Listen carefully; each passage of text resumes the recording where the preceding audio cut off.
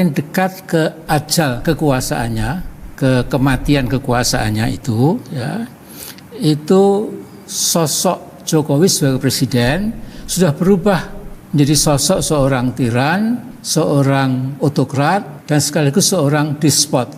Tiran itu penguasa tunggal yang kejam, cruel, ya, kemudian yang tidak menghargai pendapat rakyatnya, dan kemudian memperbudak rakyatnya untuk kepentingan kekuasaannya.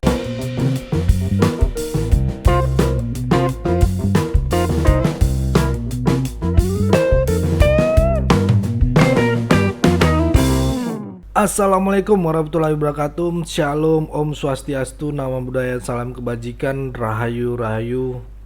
Salam sejahtera bagi kita semua. Selamat pagi teman-teman, saudaraku Sirait Media. Selamat beraktivitas ya teman-temanku. Ya, jangan lupa teman-teman klik tombol subscribe bertulisan subscribe ya. Dukung channel ini terus biar kita terus menyuarakan dan terus menjaga NKRI ini. Oke temanku, di kesempatan kali ini teman-teman, di video kali ini kita mau mereaction ya apa yang dikatakan atau tuduhan-tuduhan yang dilontarkan oleh seorang tokoh ya. Cocok nggak ya dibilang tokoh, yaitu Amin Rais ya, terhadap Presiden Jokowi. Dan ini sepertinya dilakukan di tempat yang tidak seharusnya dilakukan teman-teman ya. Karena kalau kita lihat dari pernak-perniknya ini, dari lokasinya, ciri-cirinya gitu ya, seperti ini di mimbar masjid gitu teman-teman. Dan nanti teman-teman sendiri bisa menilai lah ya kalau saya salah ya. Tapi sebelumnya kita mulai ini, mari kita lihat dulu videonya dan mari kita saksikan video berikut ini. Saudaraku sebangsa dan setanah air yang saya hormati, saya cintai, sejak dulu saya sudah yakin. Sebelum kita lebih jauh memulai videonya teman-teman, kalau kita lihat teman-teman ya, dari pernak-pernik, dari aksesoris, dari bentuk mimbarnya, dari bangunannya yang ada di belakang Amin Rais ini, terus ada juga itu running text-nya ya. Sepertinya di dalam masjid itu teman-teman, dan di atas mimbarnya itu, mimbar masjid itu sepertinya teman-teman ya. Aku nggak tahu teman-teman apakah itu ada jamaahnya atau tidak, tapi omon-omon teman-teman ataupun tuduhan-tuduhan liar yang dilakukan oleh Amin Rais terhadap Presiden Jokowi ini tidak seharusnya dilakukan di mimbar masjid teman-teman ya. Nanti kalian komen di bawah ya.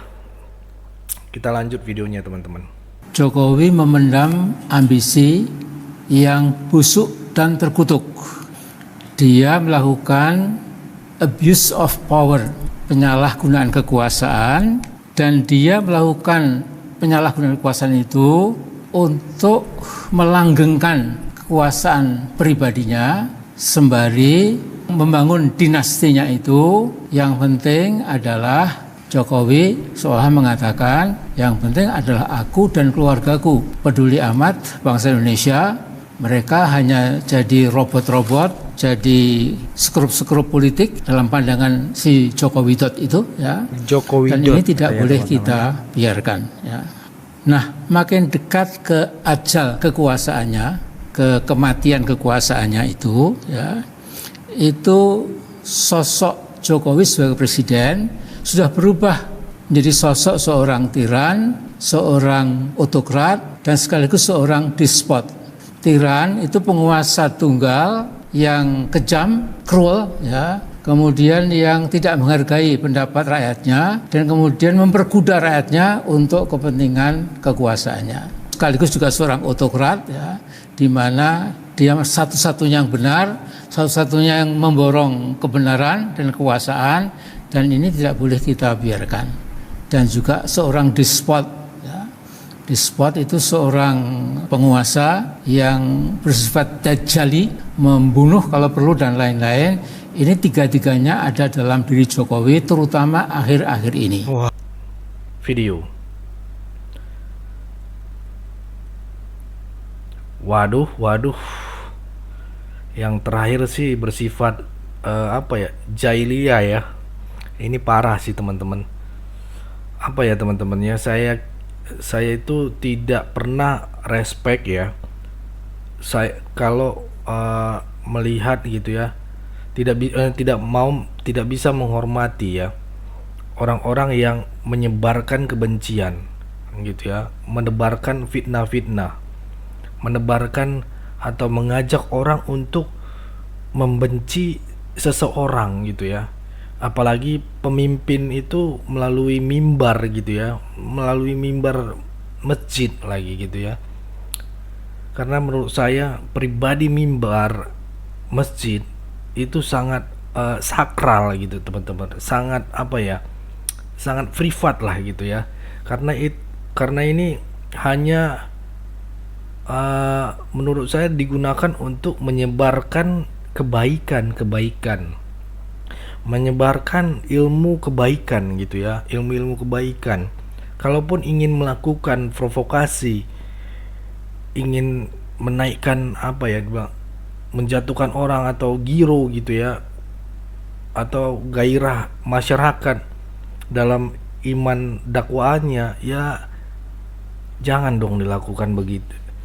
Silahkan gitu ya, meri, yaitu dilakukan ketika terjadi kalaupun melakukan itu gitu ya, itu terjadi di saat-saat warning gitu ya, kalau mau tegas, mau perang dan sebagainya gitu ya, kondisi sudah berbahaya.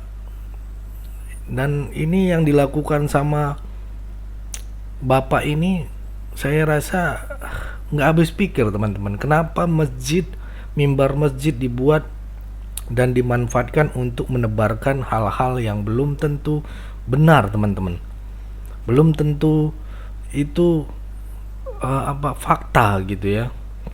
Karena berkali-kali kalau tuduhan-tuduhan dinasti dan segala macam Pak Jokowi cawe-cawe lagi gitu ya, teman-teman, saya ingin bertanya kepada kalian. Karena kemarin ketika ada demo, ada aksi ya, saya nongkrong sebentar ke kafe gitu ya, dan mahasiswa itu ada di situ. Saya lihat mereka masih pakai baju alma mater, terus menggunakan coret-coret anti asap ya, masih ada list-listan kayak gitu di muka. Nah, saya sempat gitu mewawancarai satu mahasiswa gitu ya. Dari beberapa mereka setelah dia pulang aksi kemarin, dia nongkrong gitu ya, nongkrong di kafe sambil ya ngobrol-ngobrol lah, sambil kita berdiskusi gitu ya. Saya tanya, aksi demo bersama mahasiswa bersama aliansi masyarakat, terus dia bilang keren dong ininya, mereka mengeluarkan aspirasi-aspirasi yang rakyat minta gitu kan. Terus dia bilang ada aktivis yang mengatakan bahwa Pak Jokowi itu katanya cawe-cawe, mengintervensi DPR untuk meloloskan RUU Pilkada demi melanggengkan Kaisang untuk maju dalam pemilihan gubernur di Jawa Tengah. Nah, yang jadi pertanyaan saya ke anak mahasiswa dan aliansi ini teman-teman, kalau tuduhannya seperti itu, Pak Jokowi bisa intervensi, boleh nggak saya balik bertanya? Saya katakan begitu kepada si aktivis tersebut ya, sama rekan-rekannya gitu. Kalau memang Pak Jokowi bisa intervensi DPR, kenapa RUU perampasan aset tidak bisa diintervensi oleh beliau? Nah, itu dia mulai pelangak-pelongo gitu ya teman-teman ya, mulai pelongo dari ekspresinya. Saya lihat pelongo, terus mereka yang tadinya ngerokok semua pada diem, saling lihat gitu ya. Lalu anak-anak ini mengatakan bahwa Pak Jokowi sangat powerful bang, katanya sangat otokrat ya, apa otoriter ya, semua ketum partai tunduk dan segala macamnya bang. Gitu saya pikir ya, oh tunduk gitu ya. Kalau memang tunduk ya kenapa nggak di iniin gitu kan, semua bergabung, ayo kita sahkan gitu ya. Akhirnya saya juga bilang, kenapa undang-undang perampasan aset tidak bisa beliau loloskan di DPR kalau memang beliau bisa mengintervensi. Itu aja yang menjadi pertanyaan saya teman-teman. Karena itu saya juga dia bilang, saya juga bingung kalau Pak Jokowi bisa sepowerful itu, bisa mengatur institusi negara dan partai gitu ya. Kenapa dia nggak genjot lagi? Kenapa kalian nggak ngomongin itu? Ayo bantu dong Pak Jokowi, ya kan, untuk mensahkan undang-undang perampasan aset. Kenapa keinginannya tidak bisa semuanya terakomodir gitu ya teman-teman? Kalau kita bisa flashback, kita lihat balik gitu ya, Amin Rais ini memang dari awal teman-teman selalu membuat gerakan-gerakan pencaluman gitu ya, penjoliman. Nanti saya bilang penjoliman, nanti nggak dimonetas nanti teman-teman YouTube ini. Jadi sayang juga, kita udah cuap-cuap banyak ngomong ya, kalau bisa ya jangan dolar kuning gitu ya. Pencaluman terhadap Presiden Jokowi, gerakan-gerakan untuk menjatuhkan Presiden Jokowi dari jabatannya ya, dari kedudukannya sebagai presiden. Entah apa alasan utama Amin Rais ini melakukan itu sejak dahulu ya, kalau menurut saya. Dan saya nggak ngerti apakah ini Amin Rais spesialis menurunkan seseorang dari presiden atau seperti apa. Karena kalau kita lihat rekam jejaknya jelas-jelas teman-teman, dari Pak Harto kemudian Pak Gus Dur ya, yang dimana setelah menurunkan Gus Dur, Amin Rais jadi gelandangan politik. Bisa kalian flashback, saya bukan omongan sendiri nih, saya baca juga semuanya. Ya dia nggak jadi apa-apa, tidak menjadi apapun gitu ya. Di PAN pun ya, Partai Amanat Nasional, dia tidak menjadi apa-apa teman-teman. Dia dikucilkan dan segala macamnya lah. Akhirnya keluar ya. Kemudian dia membuat partai sendiri. Setelah membuat partai sendiri tidak lulus parlemen, jadi gelandangan lagi di Partai Umat ya, kalau nggak salah ya. Partai Umatnya tidak mendapatkan apa-apa gitu, nggak bisa lolos gitu kan. Nah ini mungkin perlu introspeksi lebih dari Amin Rais teman-teman. Bisa introspeksi sendiri beliau. Untuk apa? Untuk melihat ke dalam dirinya. Jadi jangan selalu melihat keluar gitu loh. Ke dalam diri sendiri yang dilihat, introspeksi diri sendiri. Ke dalam diri, jangan lihat ke dalam diri orang lain. Kalau kita menilai orang lain itu gampang teman-teman. Kalau kita untuk mengkomentari orang lain itu gampang teman-teman. Seperti apa yang dibilang Ahok, kalau mau uji dia baik apa enggak, kasih dia jabatan. Kalau dia dikasih jabatan bisa enggak gitu kan. Cuman sayang juga gitu ya. Dan saya lihat dia ini memang spesialis teman-teman. Tapi teman-teman, apa pandangan kalian? Apakah dia spesialis untuk menurunkan orang gitu ya, atau dia spesialis untuk provokator gitu ya? Karena dia tidak bisa melihat ke dalam dirinya sendiri gitu. Dia hanya bisa melihat dalam diri orang lain, tanpa lupa kita melihat ke dalam diri kita gitu ya teman-teman ya. Ya, apakah sudah sempurna belum kita gitu ya. Kira-kira kalau kita menjadi pemimpin seperti Pak Jokowi, bisa nggak kita seperti itu gitu ya. Lagian Presiden Jokowi sudah menerima penghargaan, teman-teman. Bapak Infrastruktur Indonesia, karena beliau berhasil menyambung berbagai kota, berbagai jalan untuk mengkoneksikan Indonesia, teman-teman. Dan ini hanya dilakukan oleh Presiden Jokowi. Apalagi pembangunan di Papua, teman-teman. Kemarin saya tayangi video-video gimana teman-teman Papua menyuarakan ketika ada yang membakar foto Jokowi. Saya ini bagaimana mereka meluapkan, mengatakan Jokowi itu kami. Jokowi itu yang satu-satunya presiden yang datang ke sini. Gitu. Beberapa kali dan menyapa kami dan menganggap kami adalah manusia yang sebelumnya orang-orang menganggap kami orang utan gitu ya. Ini miris. Pantesan mereka mau minta merdeka. Mereka nggak dianggap. Jalan aja rusak. Mereka aja jalan-jalan kaki gitu kan. Minyak mahalnya minta ampun, 60.000 bahkan 70.000. Ya. Kita lihat di sana, sekarang yang udah dibangun pembangunan di Papua, teman-teman. Banyak sekali manfaat yang dibawa Presiden Jokowi ke Papua. Tapi ya sebelum kita lebih jauh lagi, teman-teman, saya ingin perlihatkan pidato dari Pak Prabowo yang sepertinya menampar wajah Babe ini nih, Babe Amin Rais ini, teman-teman. Karena dia juga udah marah gitu.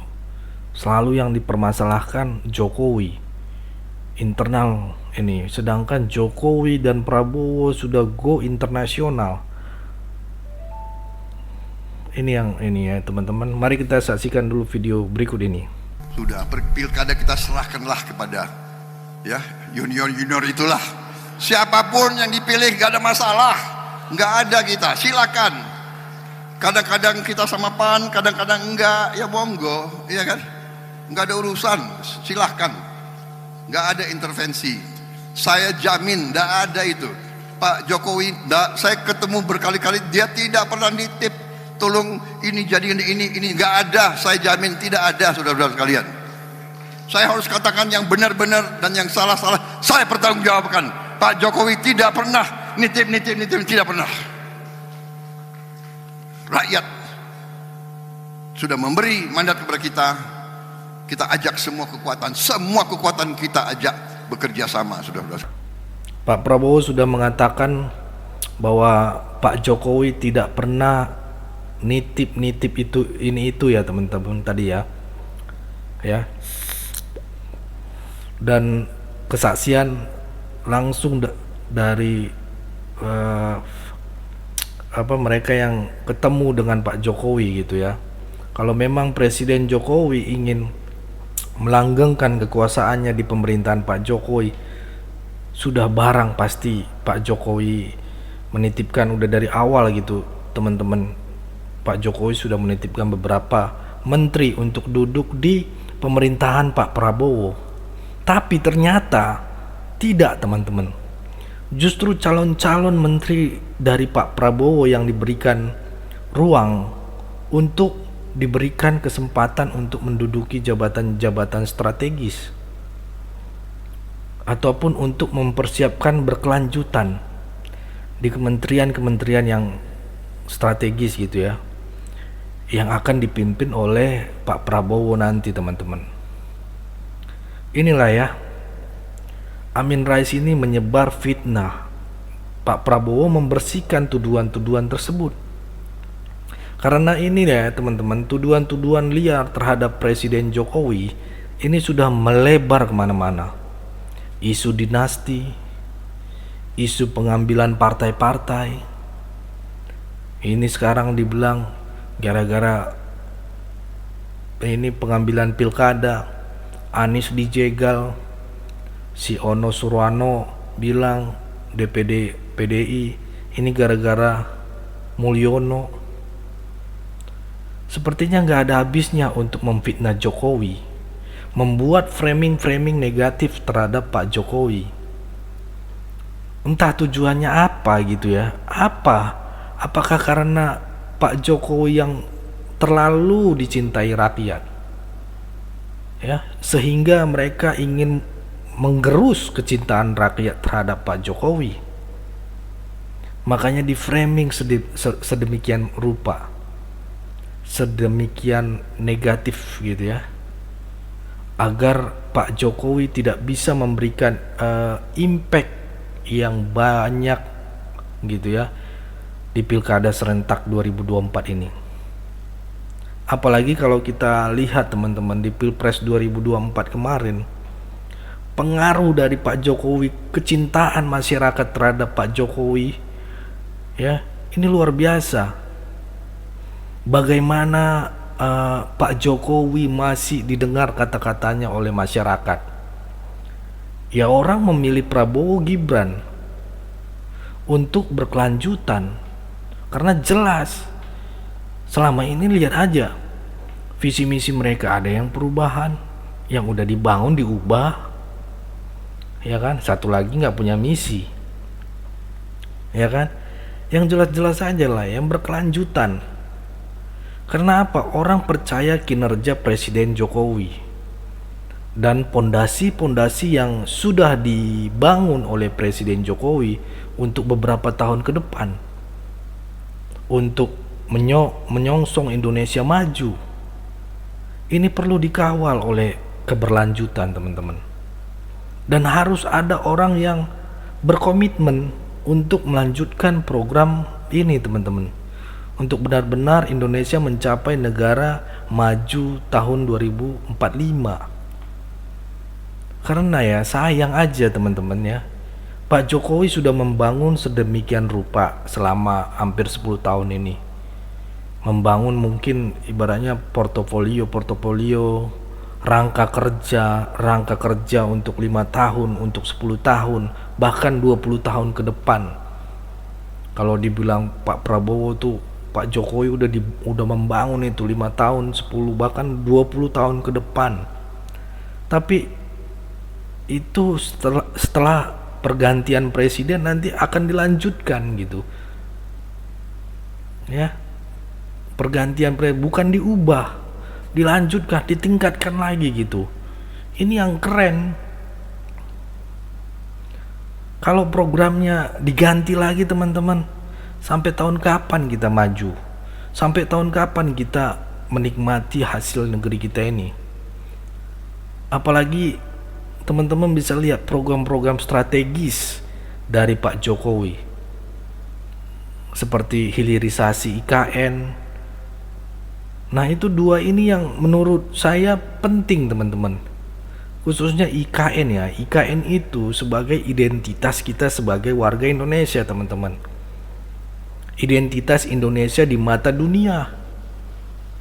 Ya, kenapa saya bilang gitu teman-teman? Kemarin saya ke Singapura dan ke Malaysia mengatakan IKN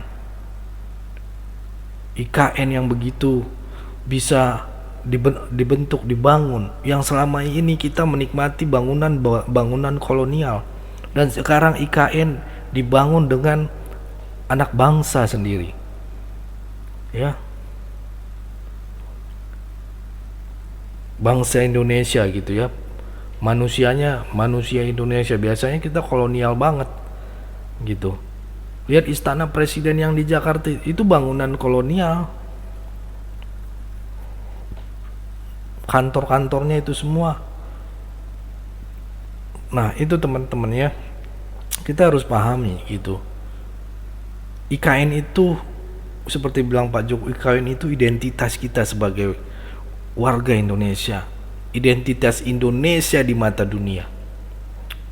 Nah, yang kedua teman-teman, identitas Indonesia itu yang kedua hilirisasi. Mungkin teman-teman nggak tahu ya hilirisasi. Saya sedikit kasih jawaban gitu. Hilirisasi di mana ini merupakan kuncian kita untuk bisa mengolah seluruh kekayaan alam kita sendiri, teman-teman. Jadi kita bisa secara contoh ringan ya, saya akan buat Jadi kita bisa berdiri di atas kaki kita sendiri, seperti yang dicita-citakan oleh Bapak Soekarno, teman-teman. Karena Bapak Soekarno dulu mengatakan bahwa kita harus berdiri di atas kaki kita sendiri. Kita harus mengolah hasil alam kita sendiri.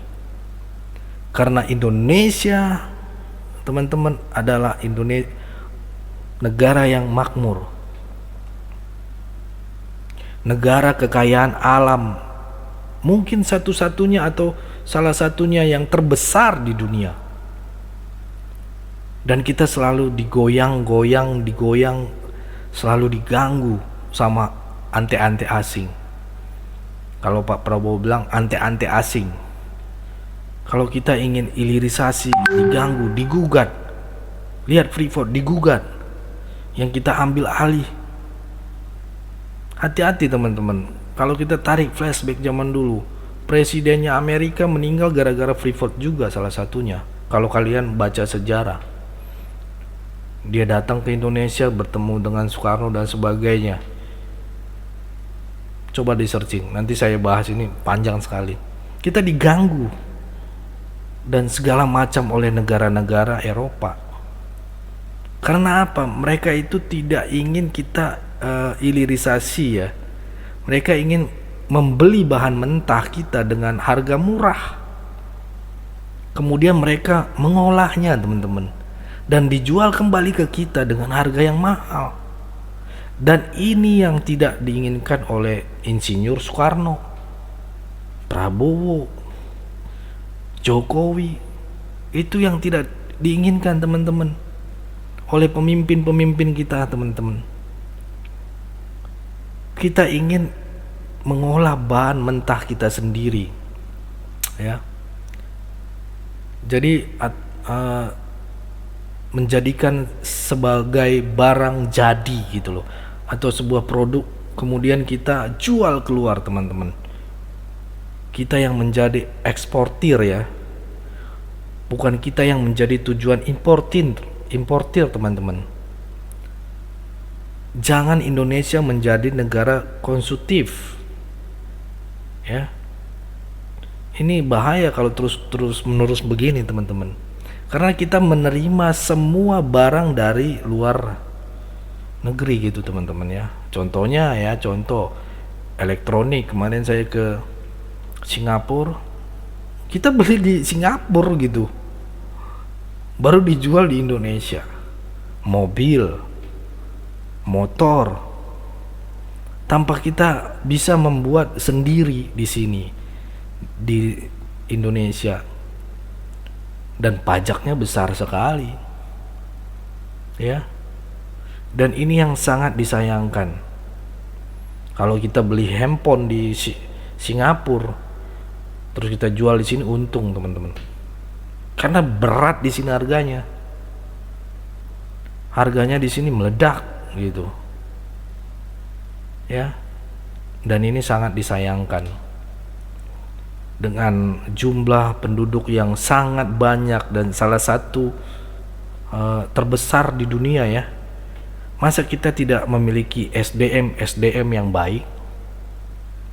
Nah, inilah juga yang akan dikerjakan oleh Pak Prabowo ke depan untuk meningkatkan kualitas sumber daya manusia agar punya daya saing di dunia internasional, teman-teman. Internasional ya, bukan nasional, internasional.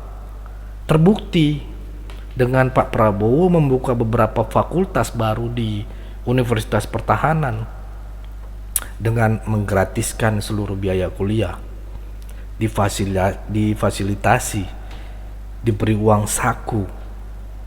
Inilah salah satu komitmen Pak Prabowo untuk memajukan atau menaikkan kualitas sumber daya manusia kita.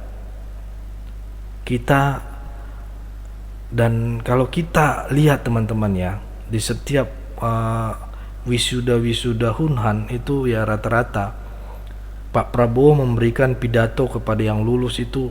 Kalau dia berpidato, teman-teman, dia memberikan kesan dan pesannya. Mereka itu dari keluarga yang tidak punya gitu ya, bahkan orang kelas menengah gitu, tapi kelas bawah, kayak kelas bawah lah gitu teman-teman. Bukan saya mengecili gitu. Ada anak penjual bakso, tukang parkir dan semacamnya lah. Dan mereka bisa menempuh pendidikan secara gratis. Dan biaya seluruhnya pendidikannya bahkan diberi uang saku sama Universitas Pertahanan, teman-teman. Ini sangat luar biasa. Saya akui, ya. Itu teman-teman ya. Nah, gimana ya pandangan kalian dengan video yang sudah kita reaction ini, teman-teman? Nanti kepanjangan kalian gak nonton lagi sampai habis. Ini aja udah 25 menit, teman-teman. Ya. Kalian komen lah ya.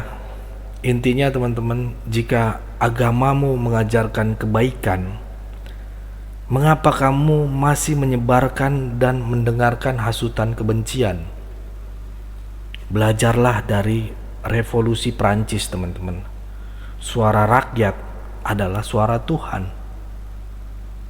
Semakin Bapak Jokowi difitnah, dihina oleh orang-orang yang sakit hati, Bapak Jokowi malah semakin kuat, dan rakyat terbesar dan terbanyak akan bertambah sayang membelanya. Saya yakin itu. Salah satunya saya, teman-teman. Kalau kalian sayang, tuliskan di kolom komentar sayang, gitu ya. Berarti kalian nonton sampai habis ini, teman-teman. Kalian mendengarkan dakwaan saya nih. Ceramah ya. Di subuh hari, saya subuh hari nih bikinnya, teman-teman. Sekarang jam 4 nih. Jadi itu ya, itu saja ya teman-teman ya. Sekian video ini. Intinya tetap jaga persatuan Indonesia, jangan mau terpecah belah, jangan mau diadu domba, jangan mau dibentur-benturkan, karena NKRI harga mati. Jangan lupa bagikan video ini dan klik tombol subscribe, teman-teman. Saya Leonardo Sirait, mohon undur diri. Bye-bye. Gila, setengah jam.